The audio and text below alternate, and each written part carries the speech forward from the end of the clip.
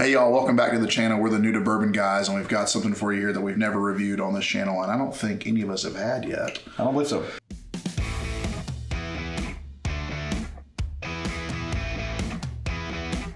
This is the Booker's Batch. This is the Batch 4 from 2023. This is the Storyteller Batch. They put, what, 4 of these out a year? Is that what it is? Well, for this year. For this year. Yep. They're usually 6 to 8 years. That's what they claim to be. This one's 7 years, 2 months.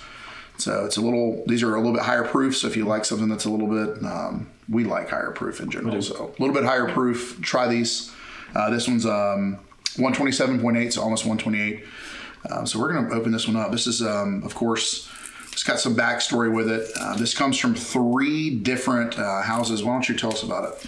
Well, so the cool thing is they put these tasting notes and master distiller notes in the box that this comes in. So it'll tell you the rick houses that comes out of and what percentages of each of those barrels from each rick house go into this. Along with Fred No gives some batch story information on each one of these releases. So it's cool information about him and his family, and his dad, Booker No, who was also the master distiller for Fred Beam, or for Jim Beam. Yeah. So yeah, this is, I'm looking forward to this. So we get this pop on camera. Yeah. Ooh, that was a good one. Guys, let's drink up.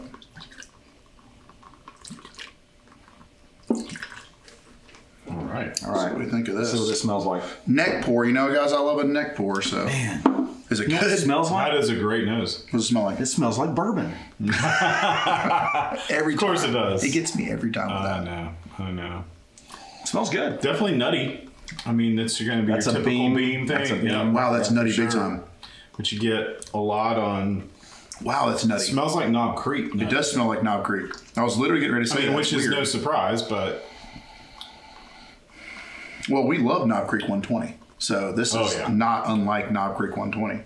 That's a bit higher proof, though. Mm-hmm. Yeah. That's got some heat. 7 points. That's really good. See, it doesn't drink hot to me.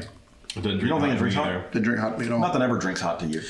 Well, we do like and high I proof. said this on another episode when we talked about ryes. We talked about there's the spice in a rye, and then there's heat from the Kentucky hug that you get from the higher proof. That's good. That's good. And I sometimes have a hard time differentiating between spice and heat. And I'm not a very good judge of proof. And I think that sometimes proof will throw me off a lot of times. I don't know about you guys. I mean, heat's going to hit a different part of your tongue than proof will. So it should. So I wonder, okay, so they've given us the story and the rick house that this has come out of.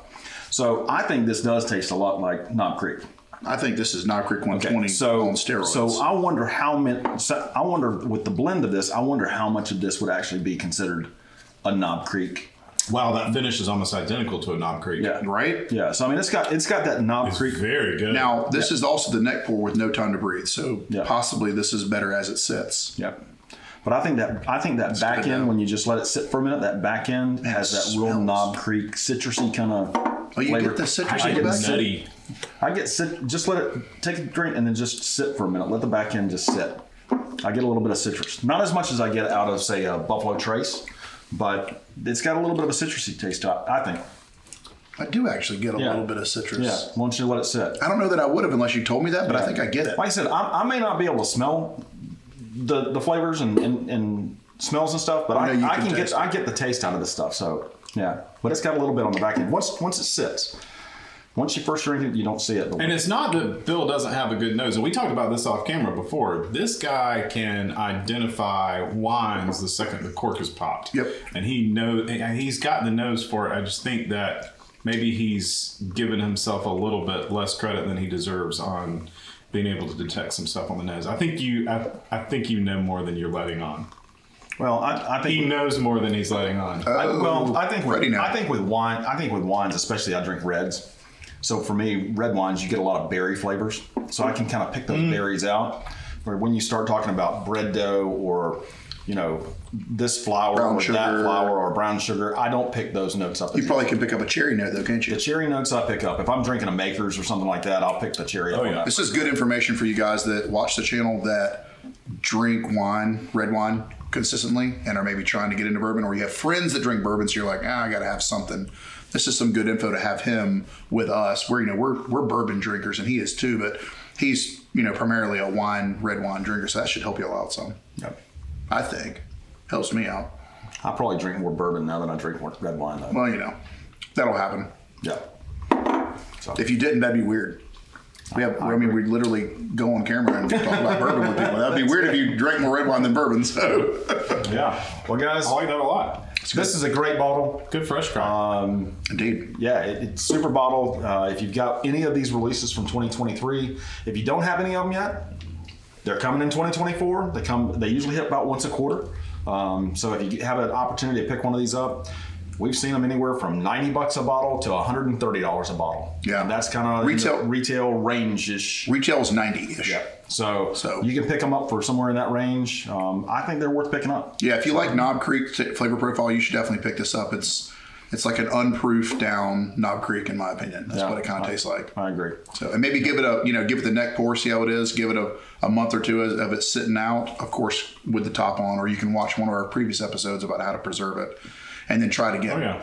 A month or two. You think it'd last that long? Oh, absolutely. With the top on? No, I'm talking about, do you think the bottle would last that long? Maybe not in your I house. don't want it to taste like that. I want to taste this good.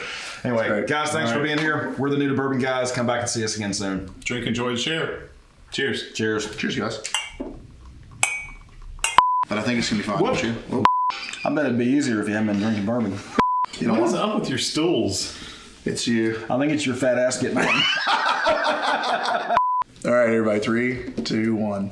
We don't say one. Yeah. Hey, 3, 2, He's supposed to count down. 42. This is one that none of us have had. We're not.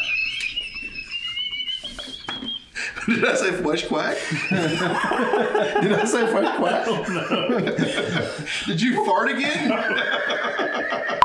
One more time.